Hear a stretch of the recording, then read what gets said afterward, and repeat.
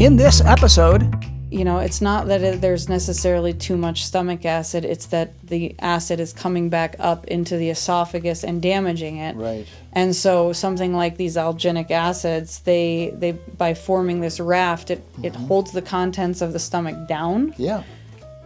So that it doesn't go up the esophagus and cause more damage.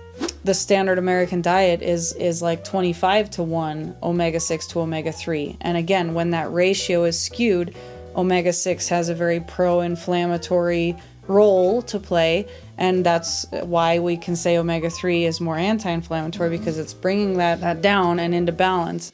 There's a pipe with a bag that is a stomach. I said, according to medicine, this digestive system is considered outside the body. And people say, that's crazy, it's inside my body. No, it's outside the body because there is no blood. What the digestive system is showing us, that whatever we put in the mouth, it's not going anywhere.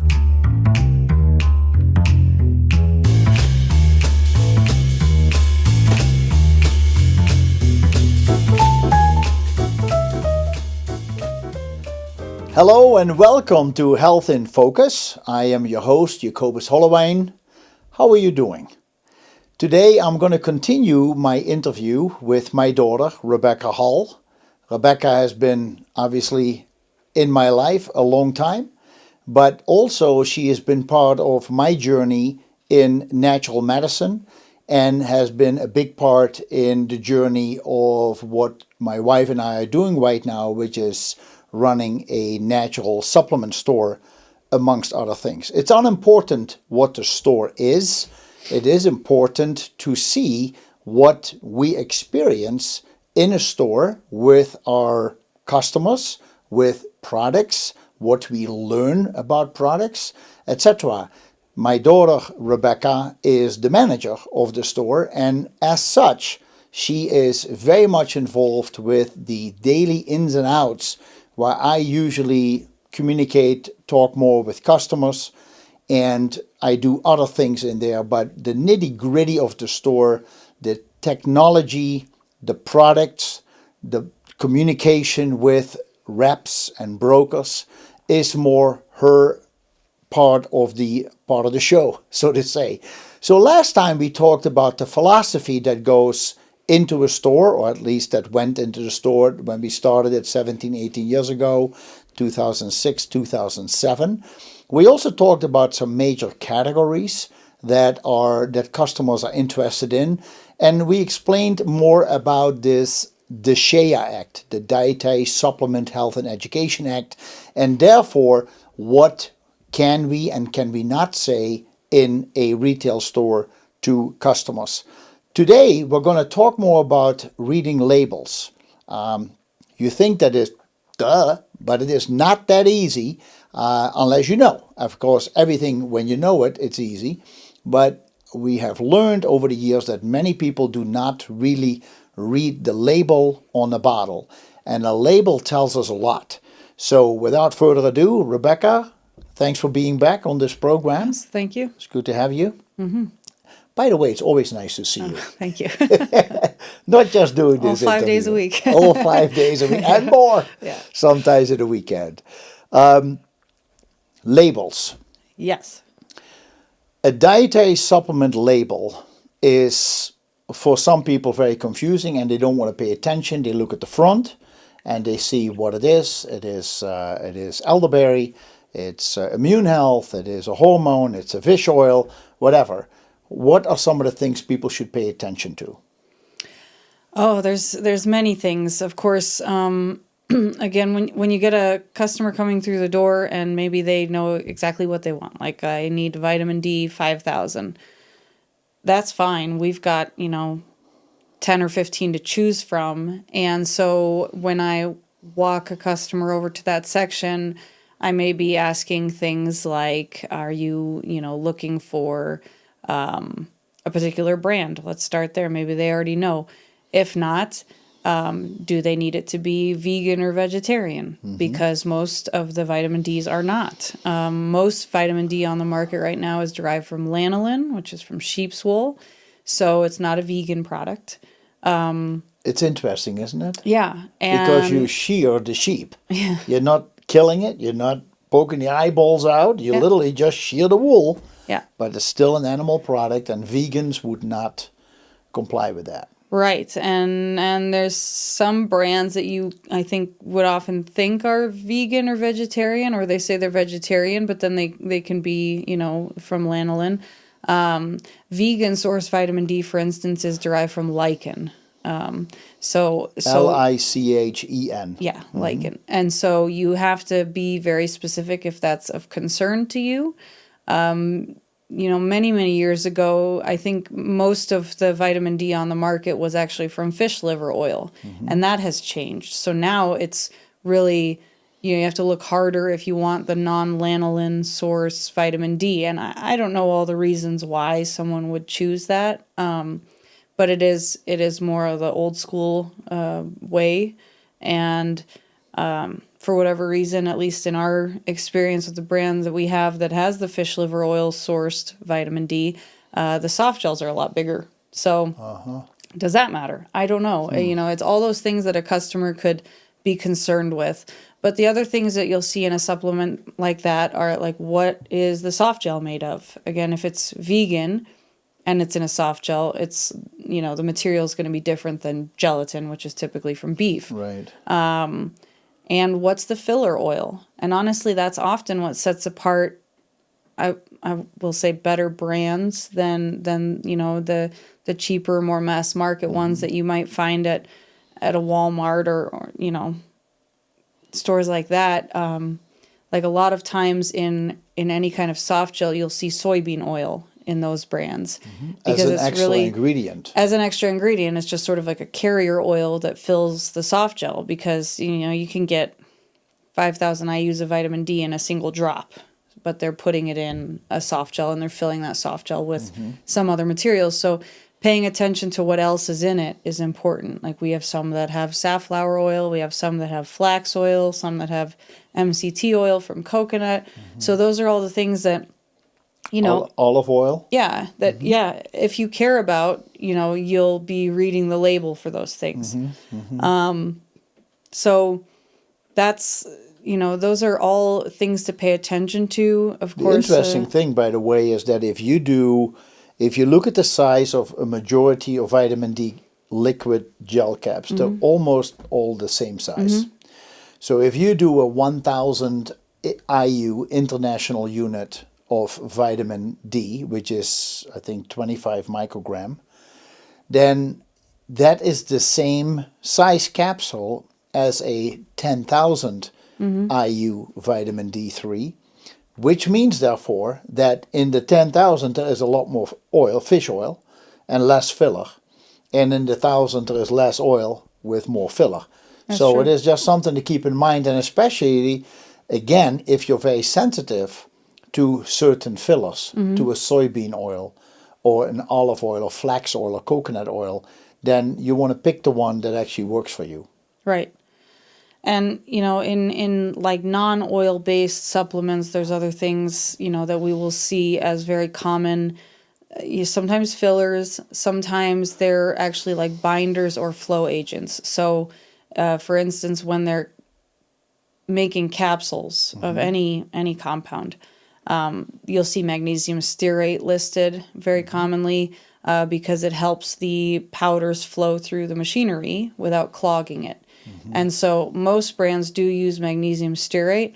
I remember years ago when we had a training from the brand Life Seasons, like in their blends specifically, they didn't use any magnesium stearate because they said that it was possibly implicated in increasing the instances of leaky gut.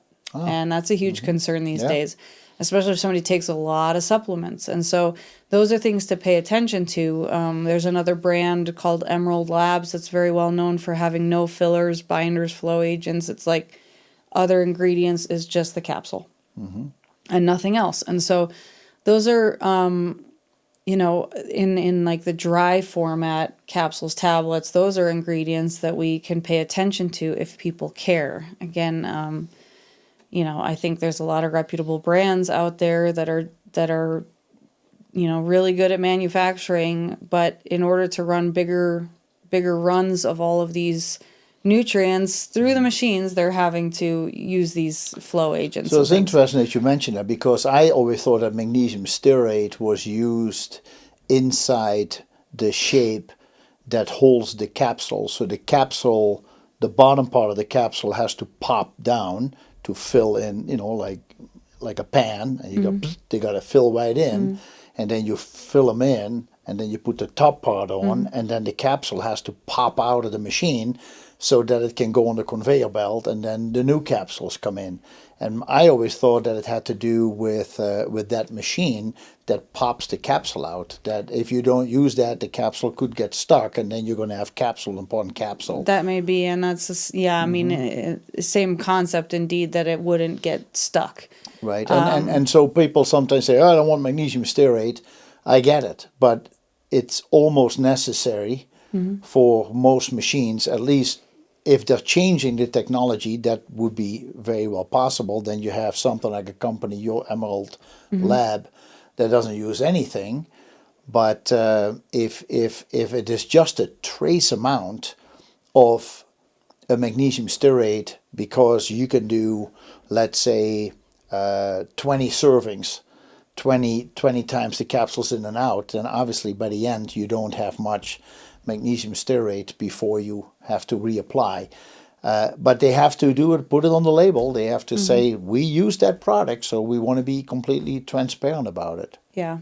Yeah, and then the companies that don't, I mean, the explanation that I've heard is that they're using, or that they're doing smaller production, basically smaller batches, so that they're cleaning out the machines that much more frequently in case there's any buildup or anything like that.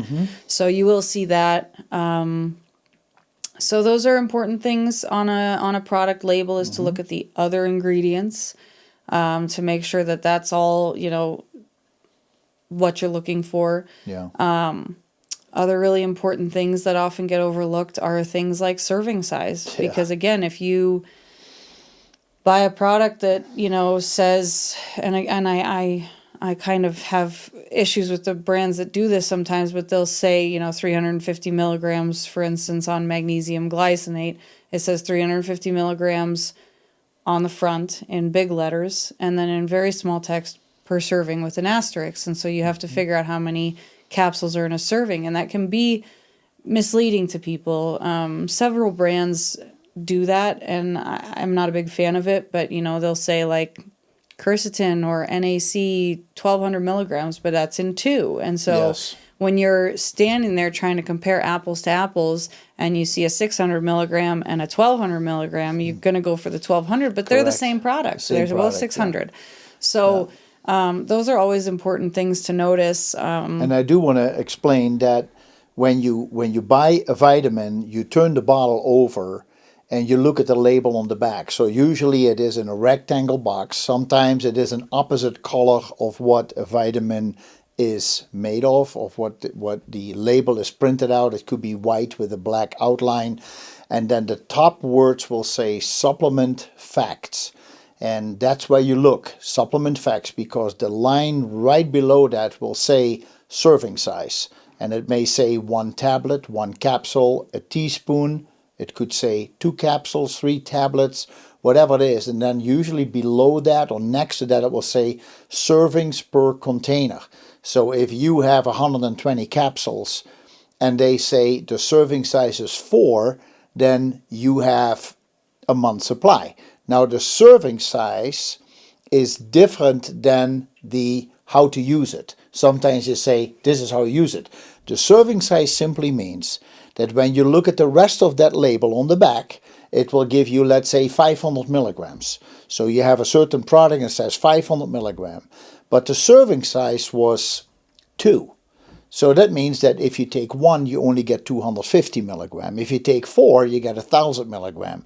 So you just have to see how many milligrams do I want to take today, and then how many capsules does it take for me, or tablets, or liquid, how many tablespoons do I need to take in order to get that number. Yeah. And I think that is where a lot of confusion comes in, because most people just take one a day.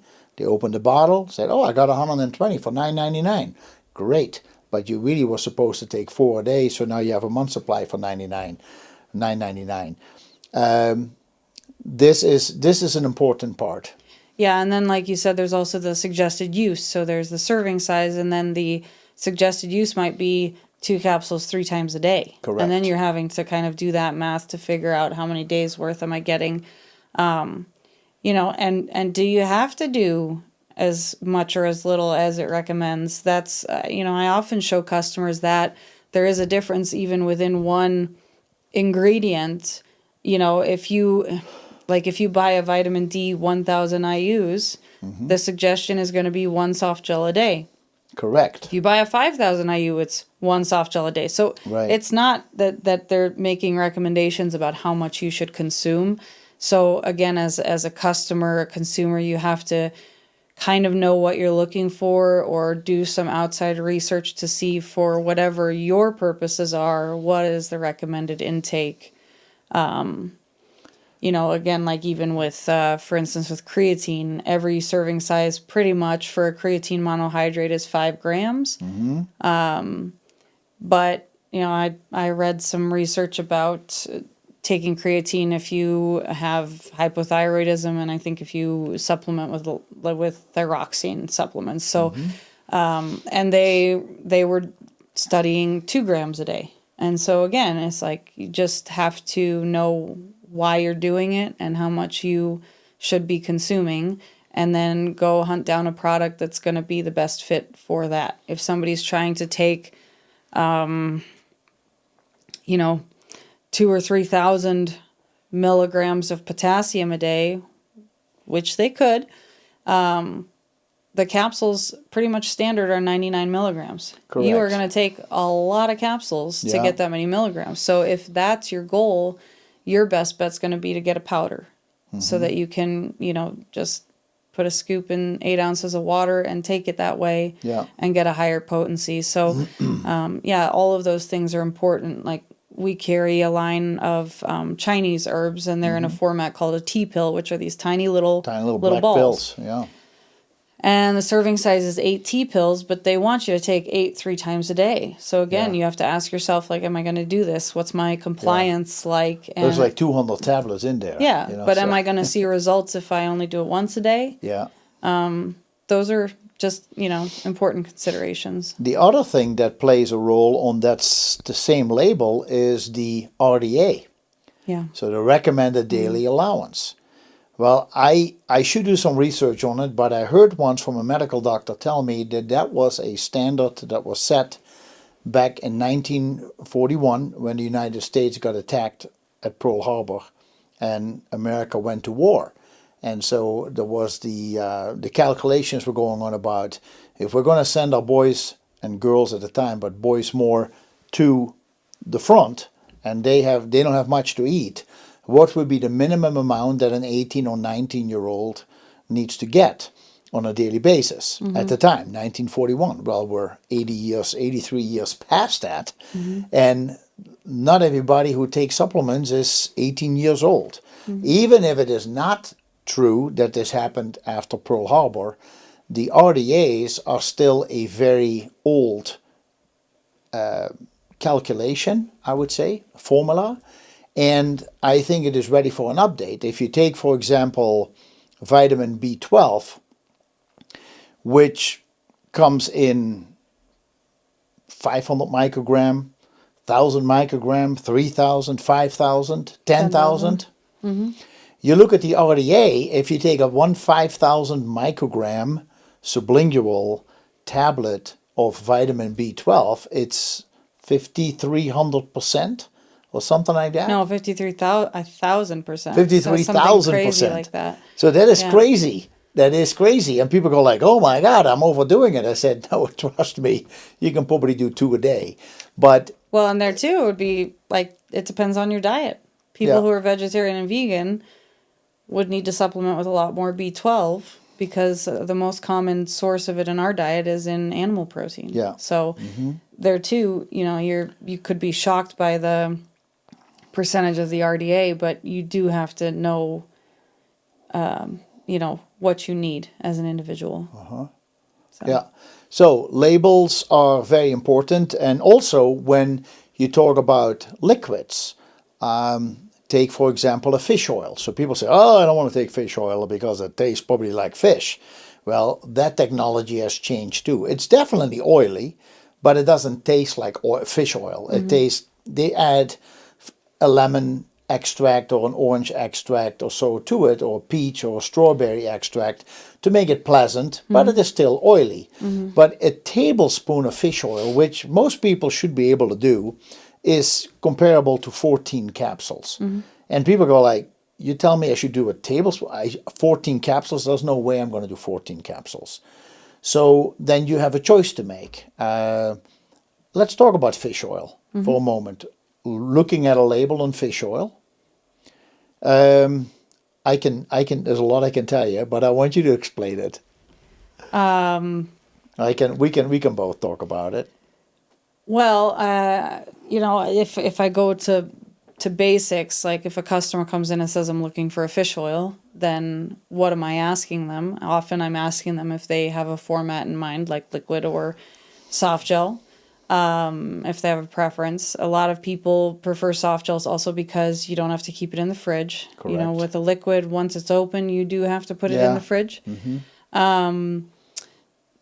Cost, of course, like you're going to be more economical buying the liquid version because you don't have to pay for soft gelling technology, which and production, which is expensive. It's very expensive. So those are things I start with, and then it's like, do they want a specific fish like krill, salmon, cod, cod liver, or just an omega-3, right? Because most of the time, the ones that are labeled omega-3 are from sardine, mackerel, and anchovy. Those are harvested for the most part off the coast of Peru. The cod liver oil. You're going to get more of the Arctic seawater fish. So bigger fish from colder waters. There's reasons why people want that. But, I'll start asking all of those questions. And then it is like, is there a certain potency that they're trying to get? Because some brands have concentrated the fish oils to the point where they're getting like 2,000 milligrams of EPA and DHA omega-3s in one soft gel, whereas let's say like an unmodified, just purified encapsulated fish oil, they'd probably have to take a dozen capsules. Like they might be only getting 300 or 400 milligrams of EPA and DHA in one soft gel, or a 2 soft gel serving size, or whatever it is.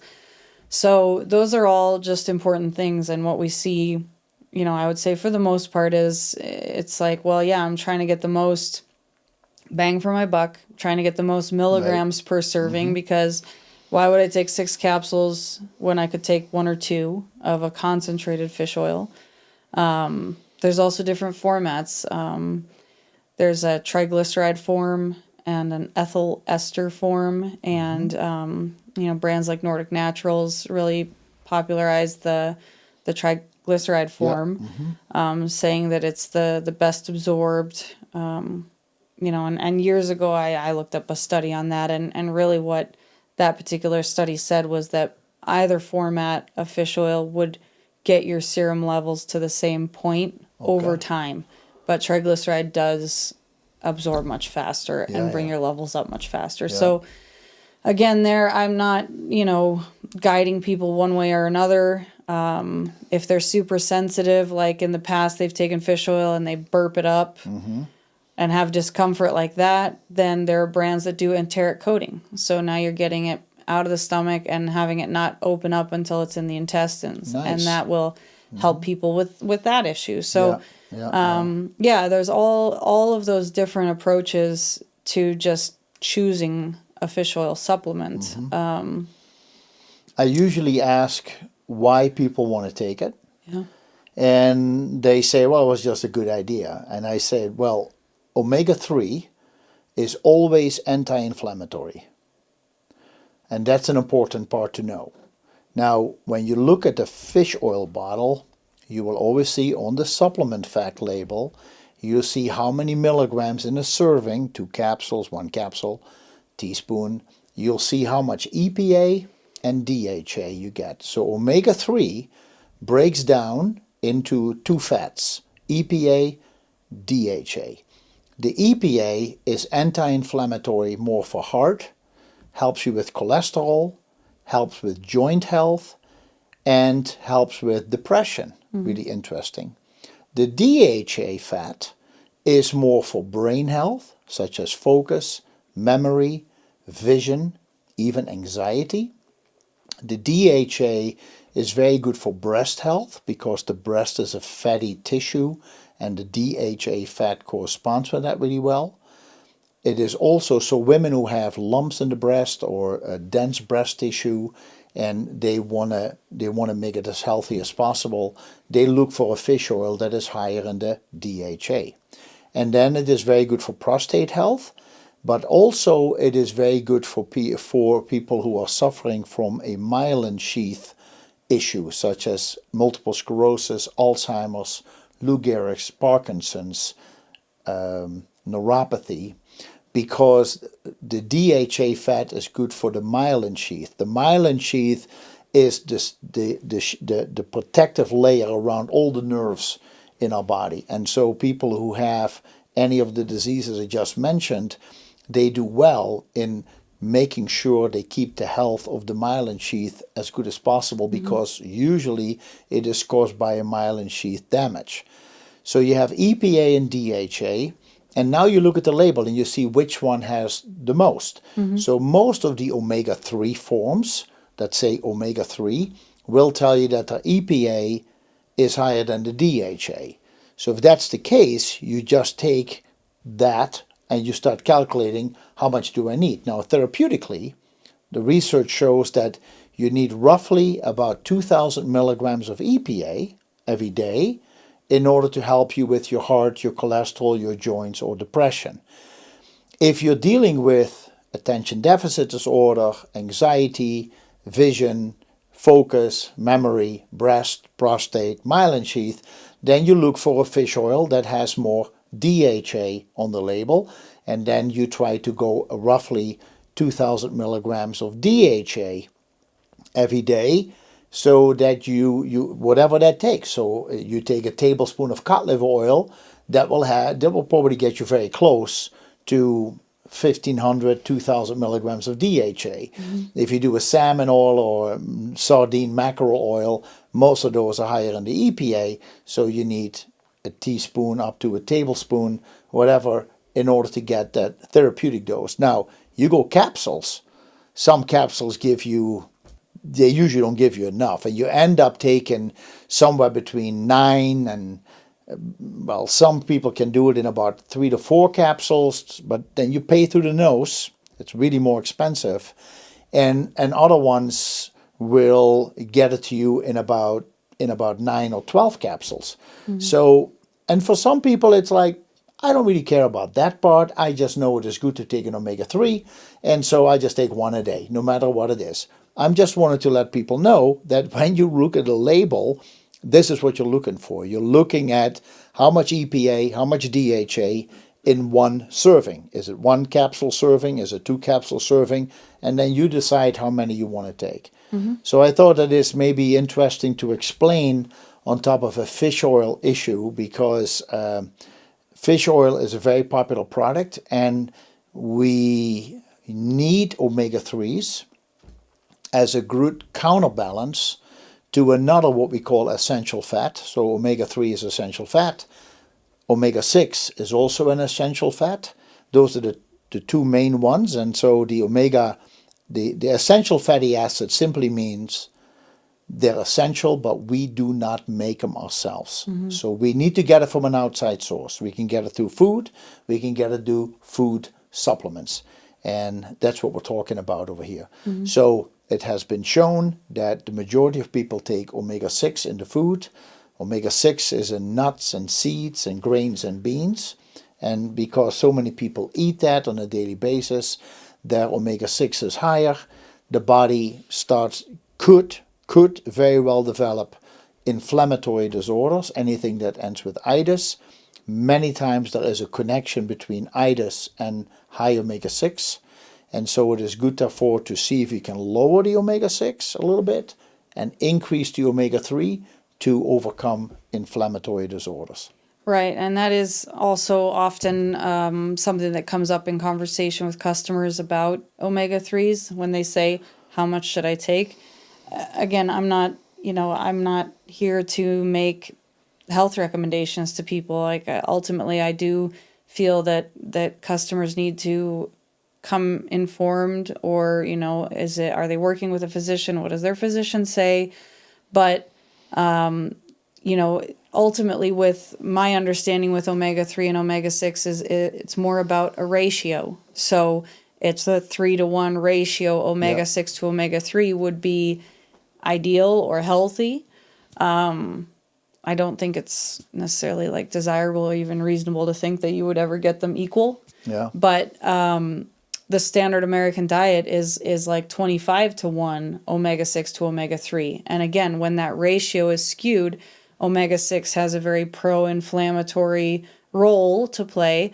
And that's why we can say omega-3 is more anti-inflammatory, because it's bringing that down and into balance. And so, again, people have to look at their diets and their other supplements and say, what am I consuming? Now, you mentioned like nuts and seeds and things like that. Absolutely. But there, again, in the processed foods that we eat, there is so much omega-6 that we are not always paying attention to. I mean, Canola everything. oil, sesame seed oil. Soybean safflower oil, corn oil, peanut oil. Those are all very high omega-6. Most of the corn and soy is GMO, at least in this country. And so, if you care about that, then you want to pay attention there. But like breads have seed oils in them. I don't know exactly why. Every off the shelf salad dressing that you buy, unless it specifically says, it's like some primal brand that's using avocado oil, or it calls out specifically that it's using olive oil as the base. Most of them are using soybean or canola or something like that, because those are also very neutral flavored oils, and so they mix well for people. Doesn't have the same flavor profile, for instance, as olive oil. But the standard American diet is very high in omega-6. It's also, when it comes down to the meat that you consume or the eggs, those are other places where that ratio can be incredibly skewed. Like if you're eating a conventional beef, that was also like a 25 or 26-to-1 omega-6 to omega-3 because we are raising the beef on corn. And that's very high omega-6. And that's coming through then in the meat products that we consume. Even when it is grass-fed, but grain-finished. In order to just marble it up a little bit, fatten it up, you still find that in the meat, in the milk. And so I'm not saying that if a customer comes in and they say, I eat only grass-fed and grass-finished, pastured chicken and, eggs from not cage-free, because that literally could be hundreds of chickens in a barn. They're just not inside of cages, but it's more like pasture raised, no corn, no soy, whatever it is. If you're eating all of those things, then you may need less omega-3 as a supplement. And if you eat fish in your diet and things like that. But if somebody's on the standard American diet and they're not paying attention to the sourcing on their chicken or their beef or their other animal products that they're consuming, like eggs, then they probably are getting huge amounts of omega-6. And that's worth thinking about for them as far as like, do they want to change their shopping habits and their eating habits? Do they want to just compensate by buying mega doses of omega-3? That's fine too. But that's more a way to think about it. Again, it's not absolute numbers. There is not like, if you look at a highly concentrated fish oil, the serving size is 2 soft gels, and you're getting 2,000 milligrams of EPA and DHA, and another product might be only 300 or 400 milligrams of EPA and DHA in 2 soft gels, and they tell you to take 2 soft gels a day. So there's not a specific amount that Yeah. that is established, like this is how much you should be taking. So And even so of that, people just take one a day because they're so used to taking one a day. yeah, and I mean, therapeutically, or even just in thinking about supplementing your diet, it's usually not enough. Digestion, another big one. Very confusing to a lot of people. We see people standing in front of the digestion section and say, I don't even know what to take. What are you picking up from customers that they're asking for and that they're worried about?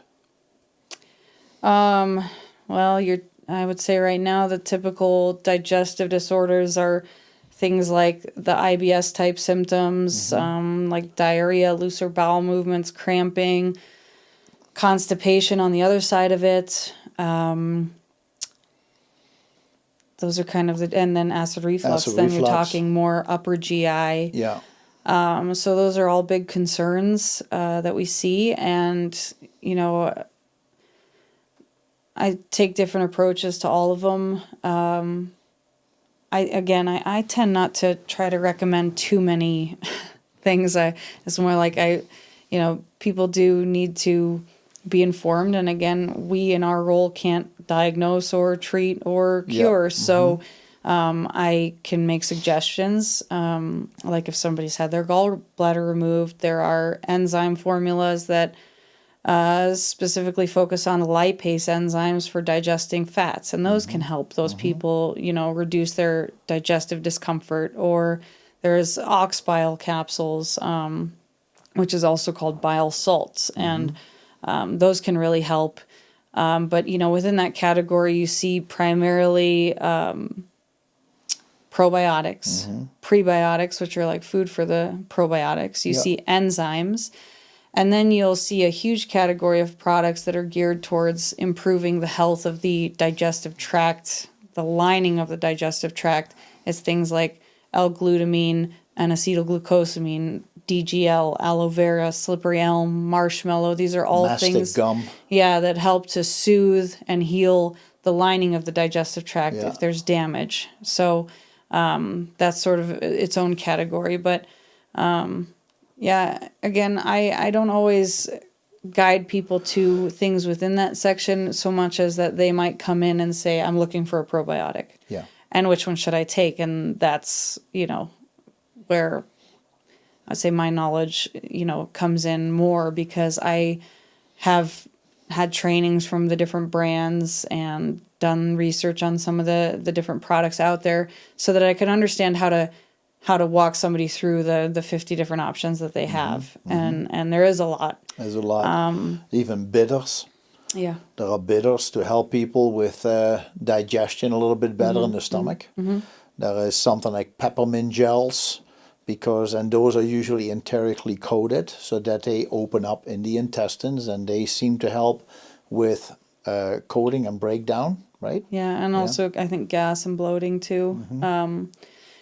So I always tell people, you got to keep in mind that the opening from the mouth all the way down the esophagus into the stomach, from the stomach to the duodenum, from duodenum into the small intestine into the colon, and then through the rectum and the anus. That whole opening is a pipe with a bag that is the stomach. I said, according to medicine, this digestive system is considered outside the body. And people say, that's crazy, it's inside my body. No, it's outside the body because there is no blood anywhere. So what the digestive system is showing us, that whatever we put in the mouth, it's not going anywhere. It's telling us through stomach upset, acid reflux, GERD, high hiatal hernia, gas, bloating, heartburn, that we put something in the stomach that either the stomach isn't ready for. Then if you start going into the duodenum, you get bile from the gallbladder, and the duodenum is supposed to micronize the fluid that comes out of the stomach And if you do not have the right enzymes, and so there's pancreatic enzymes, the lipase that you mentioned, there is one that takes the fat and breaks it down. There is another enzyme that takes all the carbohydrates that are liquefied in the stomach and they break them down into simple sugars. And then you have one that takes all the proteins and breaks them into simple amino acids. So you need to have these micronutrients, and the bile helps with that. So exactly what you say. If you notice that the problem starts to happen in the duodenum, that you're not breaking your food down into micronutrients, you could look into something called pancreatic enzymes, which would cover the three, or you can look into ox bile, or you can look into a digestive enzyme that has some hydrochloric acid in it for stomach acid, and some ox bile, and some pancreatic enzyme. There's a large plethora, so it kind of indeed depends on what you're dealing with. But once the food is properly broken down, you will notice that the bowel movements become more normal. The acid reflux goes away, and we start absorbing the nutrients from the intestines into the bloodstream, where they now enter the body. And for many people, having proper digestion, they actually say, wow, I have more energy. I actually feel better. I sleep better. I don't have spurts. I just can go longer. So the digestive system, I always look at it as part of the immune system, because it kind of tells us, whatever you just did to me, I don't like it. Or, hey, this is really good stuff. We can work with it. So the digestive system is very, very important. Now, I have my own philosophy about certain things that need to be done for digestion. But what I thought was interesting, an interesting product that has come up is something that when people have acid reflux or GERD or hiatal hernia, they often have a tendency to grab something like Tums or Prilosec or Prevacid, etc. But usually, for most people, they actually do not have enough acid, and it starts causing issues because they don't have enough acid. But there is a newer product on the shelf that you know more about that kind of puts a cap on the stomach acid. Can you explain that? Yeah, so you are referring to like the alginic acid. Correct. And yeah, there's a handful of companies using that in their products. You'll usually find it as a chewable, because the idea is you chew it up and create a powder, more or less, that is going to mix with fluids and form, they call it a raft on top of the contents of your stomach.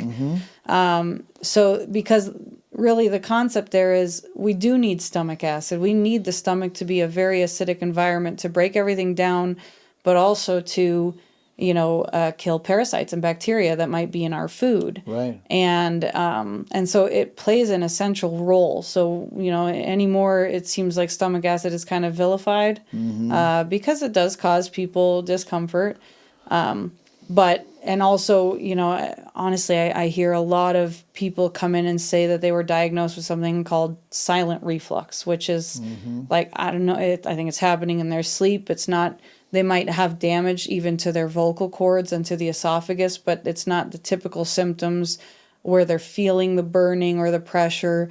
They're not clearing their throat all the time or anything like that. It's really like they're not aware of it until there's damage done in a way. And that is, it's not that there's necessarily too much stomach acid. It's that the acid is coming back up into the esophagus and damaging it. Right. And so something like these alginic acids, they by forming this raft, it holds the contents of the stomach down. Yeah. So that it doesn't go up the esophagus and cause more damage. Yeah. But it allows the pH of the stomach to stay the same. Whereas, like a Tums is calcium carbonate. Right. That really just makes it less acidic. But Yeah. that also means, again, you don't have as much acid to fight off bacteria and parasites and to help break down all the nutrients in your food and really liquefy it before it goes on through the rest of the digestive tract. So, yeah. So alginic acid, super interesting. Yeah. And again, I would not look at this as a cure-all that you take all the time, every day. It would help you with resolving an issue because you have it at the time, or you're going eat out, or you go to friends, you don't know exactly what you're going to eat. You could have digestive upset. Just to know that you can take alginic acid, the chewables, or so chewables that you can protect your stomach for that moment, but then the next day try to make some adjustments in what you need to do for your digestive system so you don't become dependent on these supplements all the time. Use them when you need them.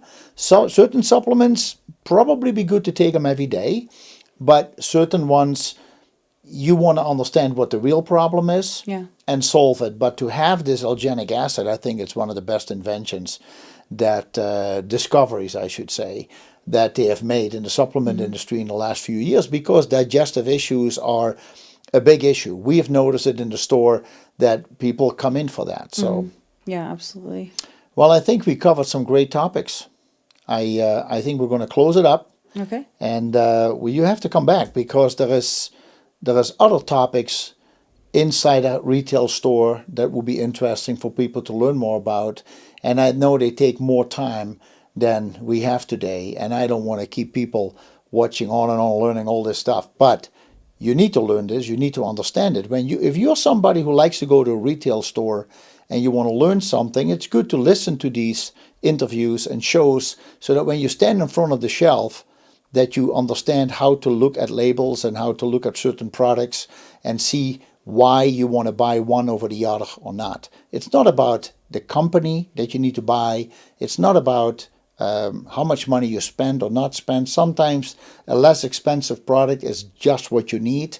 But look at the label, learn more, start using it, try it. None of these supplements are addictive, so you can try them for a week or a month and just see how you feel. So good luck with all that. We hope to see you again for another episode of Health in Focus. Until then, have a wonderful day. Visit healthinfocusnow.com.